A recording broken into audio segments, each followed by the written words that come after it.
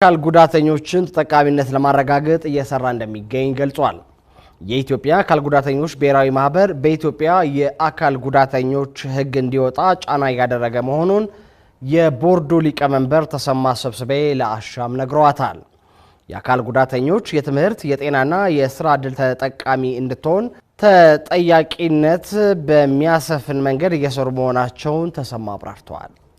ለአካል ጉዳተኞች ትኩረት የሚሰጡ ተቋማት እንዳሉ የተናገሩት ሊቀመንበሩ ሀገራዊ ምክክር ኮሚሽንና ብሔራዊ ምርጫ ቦርድን ለማሳያነት አንስተዋል።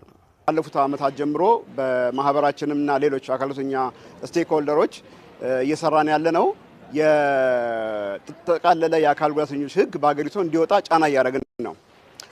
እነዚህ ሕግ ማለት ነው ትምህርትን፣ ጤናን፣ ሌሎች አገልግሎቶችን ቅጥርን ጨምሮ አንድ ላይ የያዘ ሕግ ማን ተጠያቂነት ሊያመጣ የሚችል ሕግ በአገሪቱ እንዲሰፍን ነው እየሰራን ያለነውና እሱ በተለያየ ደረጃ ደርሷል። ወደ ፓርላማ የሚቀርብበት ደረጃ ላይ ነው ያለው።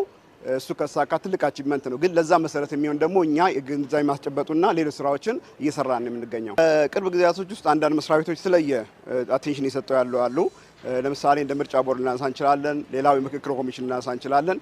ፐርፐዝሊ የአካል ጉዳተኛው ድምጽ ይሰማ ብለው እድል የሰጡ ናቸው እነዚህ ድርጅቶች እና በብሔራዊ ምክክሩም ውስጥ የኛ አጀንዳዎች እንዲካተቱ ተደርገዋል። በተወሰነ መልኩ ጥሩ ጅምር ነው። ጥሩ ሌላውንም መስሪያ ቤቶች ሌላው ሴክተርም እነዚህን የተከተለ ቢሄድ ቆንጆ ነው ብለን እናስባለን። እንግዲህ ያነሳናቸው አጀንዳዎች ምን ያህል ታምኖባቸው ምን ያህል የህጉ አካል ይሆናሉ የሚለው ገና የምንጠብቀው እኛም በጉጉት የምንጠብቀው ነገር ቢሆንም ግን እንደ ጅምር ቆንጆ ጅምር ነው ብለን እንወስዳለን። የኢትዮጵያ 1/5 የሚሆነው ህዝብ የአካል ጉዳተኛ መሆኑን ተናግረው እየተስተዋለ ነው ያሉትን ክፍተትም እንዲቀረፍ አሳስበዋል። ማህበሩ የአካል ጉዳተኞችን ተጠቃሚነት ለማረጋገጥ የተቋቋመ ነው ብለዋል። ሁሉም ባለድርሻ አካላት በትብብር ካልሰራ የአካል ጉዳተኞችን ጥያቄ መመለስ አይቻልም ሲሉም ገልጸዋል። ማህበራችን እንግዲህ ከዛሬ 33 ዓመት በፊት የተቋቋመ አንጋፋ ማህበር ነው። በዋነኝነት የአካል ጉዳተኛውን ኢኮኖሚያዊ፣ ፖለቲካዊና ማህበራዊ ችግሮች ለመቅረፍ የተቋቋመ ማህበር ነውና በዚህም ጥሩ ርቀት ሄደናል ብለን እናስባለን። ካሉት ቻሌንጆች፣ ካሉት መገፋቶች፣ ካሉት አቴንሽን ማጣት አንጻር ብዙ ርቀት ሄደናል ብለን እናስባለን። ግን በቂ አይደለም። አሁንም ቅድም እንዳልኩት ተባብረን ስቴክሆልደሮች ሁሉም አንድ ላይ ሆነን ተባብረን እስካልሰራን ድረስ የአካል ጉዳተኛውን ችግሮች አካል ጉዳተኛ የሚገጥመውን ተግዳሮት እንፈታለን ማለት አንችልም። እንደ አንድ ማህበርኛ የቻልነው ነገር እያደረግን ነው።